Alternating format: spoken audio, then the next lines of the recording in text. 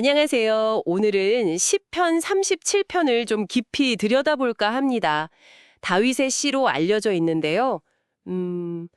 살다 보면 악한 사람들이 오히려 더 잘 되는 것 같을 때가 있잖아요.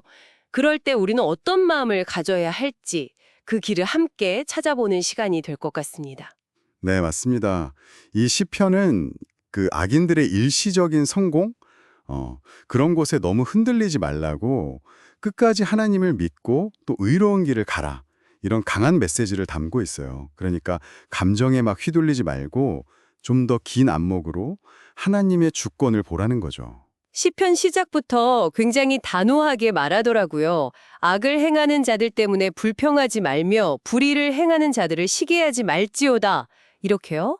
왜냐하면 그들은 풀과 같이 속히 배임을 당할 것이며 푸른 채소같이 쇠잔할 것이기 때문이다. 금방 사라진다는 거죠. 네, 맞아요. 조금만 지나면 악인은 없어지고 찾아보려고 해도 찾을 수 없을 거다. 이렇게 단언해요. 심지어 막 큰 세력을 누리던 악인조차도 나중에 돌아보면 흔적도 없이 사라져 있더라. 이런 말씀도 있고요. 그 풀이나 푸른 채소 같은 비유가 참 인상적이에요. 그렇죠. 악인의 번영이라는 게 얼마나 더덥고 한시적인지를 아주 생생하게 보여주는 거죠.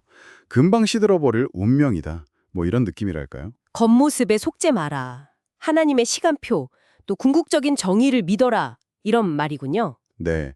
그래서 여호와 앞에 잠잠하고 참고 기다리라. 이 말씀이 나오는데 이게 그냥 뭐 무기력하게 체념하라는 뜻은 아니고요. 오히려 하나님의 일하심을 믿으니까 적극적으로 기다리는 거죠.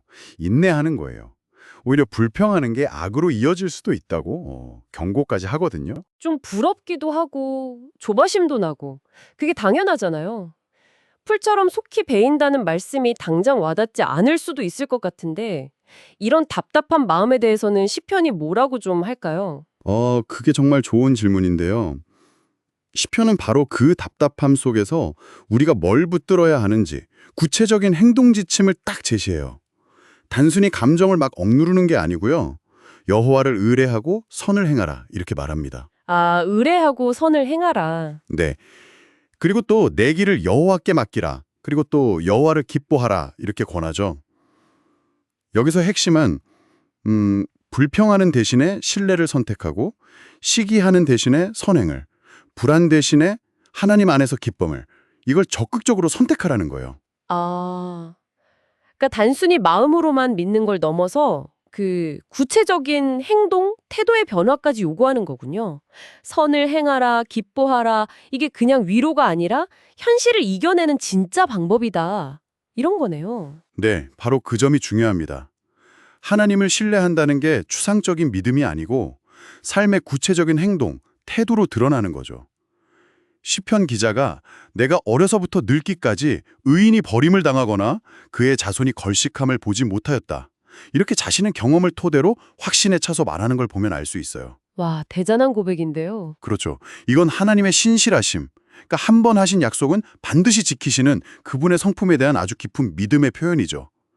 또 의인의 특징으로 지혜로운 입, 정의를 말하는 혀, 또 마음에 있는 하나님의 법을 언급하면서 그 내면의 중심이 결국 삶의 방향과 행동을 결정한다는 걸 보여줘요. 그러네요. 시편 37편은 이렇게 의인과 악인의 삶의 방식, 그리고 그 최종 결과까지 계속해서 선명하게 대비시키는 것 같아요.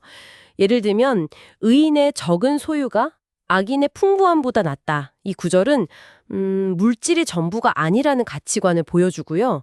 또 악인은 빌리고 갚지 않지만 의인은 은혜를 베푸고 나눈다고 하고 살아가는 태도 자체가 다르네요. 네, 맞아요. 그 삶의 태도의 차이가 결국에는 궁극적인 운명의 차이로 이어진다는 걸 시편이 계속 반복해서 강조합니다. 악인은 결국 끊어지고 멸망하지만 의인은 땅을 차지하고 영원히 보호받으며 구원을 얻는다. 이렇게 약속하거든요. 땅을 차지한다. 네, 이걸 좀 더 큰 그림에서 보면 결국 하나님이 실현하는 것이야말로 환난 때에 우리를 지키는 진짜 요새가 된다는 거고요. 결국에는 하나님의 공의가 실현될 거라는 희망을 주는 거죠. 그래서 온전하고 정직한 자, 즉 화평한 자의 마지막은 평안이다. 이렇게 결론을 내리는 겁니다. 자, 그렇다면 이 모든 내용이 지금 이 순간 이걸 듣고 계신 당신에게는 어떤 의미가 있을까요? 시편 37편은 세상의 어떤 부조리함이나 악인의 성공 앞에서 좌절하거나 불평하기보다는 묵묵히 하나님을 신뢰하면서 선한 길을 꾸준히 걸어가라고 등을 토닥여주는 것 같아요.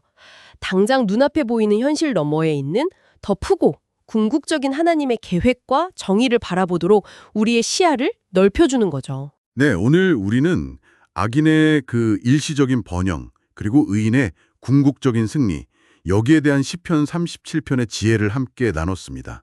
인내와 신뢰, 그리고 우리를 결코 외면하지 않으시는 그 하나님의 신실하심에 대한 깊은 확신을 다시 한번 새기게 되는 것 같습니다. 마지막으로 이런 질문을 한번 던져보고 싶어요. 시편 37편은 악인의 형통함 앞에서 인내하며 하나님을 신뢰하라고 권면합니다. 당신의 삶에서 이러한 신뢰와 인내를 구체적으로 어떻게 한번 실천해 볼 수 있을까요? 잠시 멈춰서 한번 깊이 생각해 보는 시간을 가져보시면 어떨까 싶습니다.